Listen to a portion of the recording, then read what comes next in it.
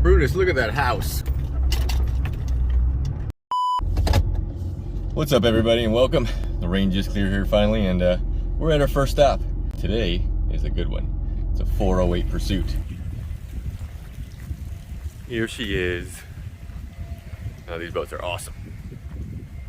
It's too bad they don't make that replaced with the 428. Of course, you got 3 V8s on the back here. Hopefully the rain stays away. Not a big deal because we got a roof at least. They'll protect us some. All right, let's jump on here. I'll actually show you the boat a little bit here, and then we'll figure out what we're doing. We actually have to diagnose just a couple of things here. I like this 408 just because it has the tower on the top on this one. Not all of them have that. That makes it cool. Let's go up here. These 408s are always impressive. We got this big giant seating up here, all the way around. It turns into a table in the middle there. Of course, you got, you know, big windlass, big anchor. The normal vented windshield.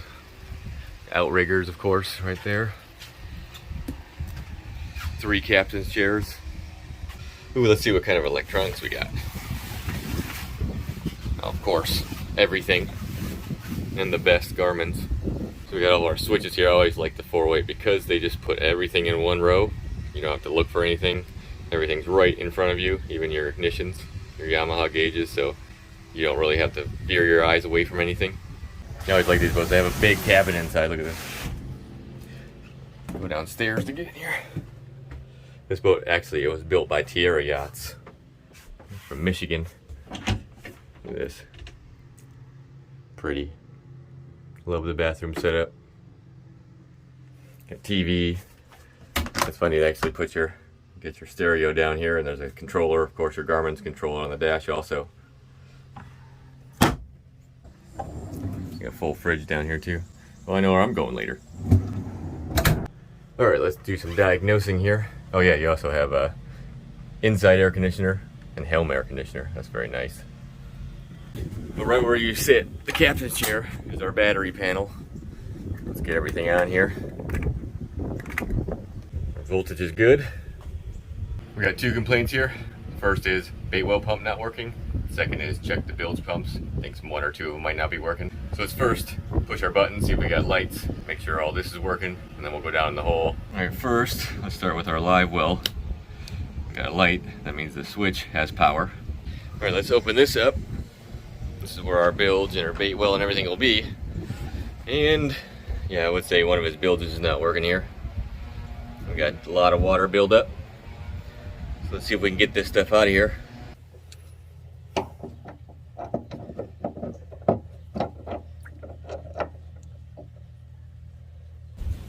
Get this drain plug out of here, get all this water out before we do anything.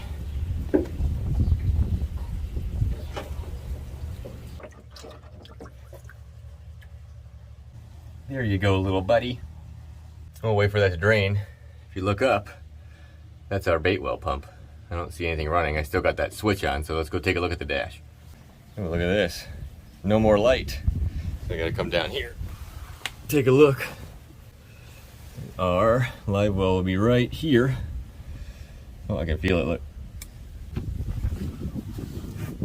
There we go, light's back on. Just went off all by itself, blew that breaker. All right, so we know we have power from the switch to the back, and then when we turn it on and try to activate that pump, it's blowing the breaker. So we'll shoot power straight to the motor without any of that, and if it doesn't work, I got a new pump, we'll put that in. Before we do that, let's check our bilge pumps. All right, up here, let's go with aft. Light works. We're still draining, look at that. It's almost done. I'll have to take a hose and rinse all this out. So right in this box here, Pursuit designed this boat for all the water to come to this spot if it gets in the hull. And they have a backup pump here, which is for high water if it needs it. And that will be your main pump there. It's a low water pickup pump. Obviously that's not working, and this is not working. So we gotta figure out why. Here's our connectors for it. So let's unplug them. You know, we want to check connection. Corrosion, stuff like that can really cause problems. Everything looks good here. Let's go check our breakers. So here's all your breakers for your bilges right here. and none of them are tripped. All right, so what I'm going to do is pull these Deutsch connectors apart so that I can pull these pins separately. I can check these pump and auto float all by itself to make sure what's failed. We'll do the same thing with this pump right here. Here's our Bilge pump right here. Our wiring's right here. I got ground connected to the ground side. Let's shoot power right to it. Nothing. So we know our pump is bad. Underneath here, this is our auto float circuit. Let's check that. We'll shoot power to it, and if it lets power out the other side, then we know that's stuck on, and that's probably why this Bilge pump burned up. All right, so what I've done is fed power to it from one side of our breaker here. So we got 13 volts going into the auto float. Now we shouldn't have anything coming out until water gets in here. So I'm holding it on the other side with power in it, and we got 12.5 coming out.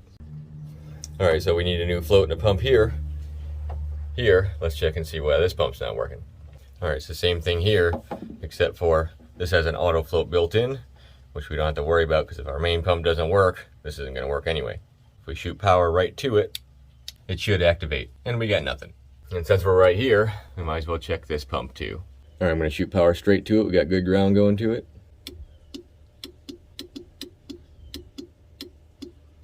Well, it makes a little bit of noise, but that's about it. All right, so it looks like we have 3 pumps to change out and 1 auto float.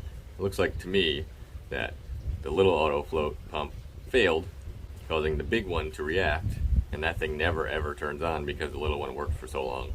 Now when that one turned on, the auto float stuck because it hasn't been used in how many years, and it caused that pump to fail. But good news, I have all of the pumps and everything we need in the truck. So let's get this done. The first thing we want to do is get this bracket off here. I can loosen our hose clamp here and get this off. Now we can just take the whole thing out. All right, now she's out. I'm actually going to move this pump out of here, get rid of this auto float. These are SPX auto floats, and they're known to fail, so I would never use one of those ever again. I'm going to use one of these. These are called water witches, and I highly recommend if you ever need to put auto float in, use one of these. They're the best. Before I install anything, I always like to put a good twist on the wiring with your drill. Put the wires in the drill. Hold this side right here. That way it doesn't twist into the pump. Just give it a quick spin. This is just a personal preference. 2 reasons. 1, I think it looks cool, and 2, I know I've been here. This is kind of my signature. All right, so before I tighten all this up, I just want to show you this auto float here. What's cool about this auto float, it just connects to our, let's see if I can slide it here. See that tab right there just slides in between our hose clamps. So you can actually raise and lower this, because when the water touches between here and here, it's going to activate the pump. So we can put this up or down, and depending on where you want the water level to activate that pump. So we'll put it a little bit higher so that pump will run first, just like it's supposed to. All right, we got this pump in. The wiring is not done. We'll do all the wiring at the same time last. This pump is pretty much exactly the same scenario as what I just did. And that's about the same thing too. We only got 2 wires going to this one. We got 3 for this one. So I'm gonna swap these other 2 pumps out. Then we'll push some buttons and make sure everything's working. Hey, what do you know? I'm about halfway done. It's raining. All right, so right now I'm putting the wiring together. What I'm gonna do is get rid of these Deutsch connectors. And also, I always peel back this split loom and get rid of it, because look what happens. It just holds water.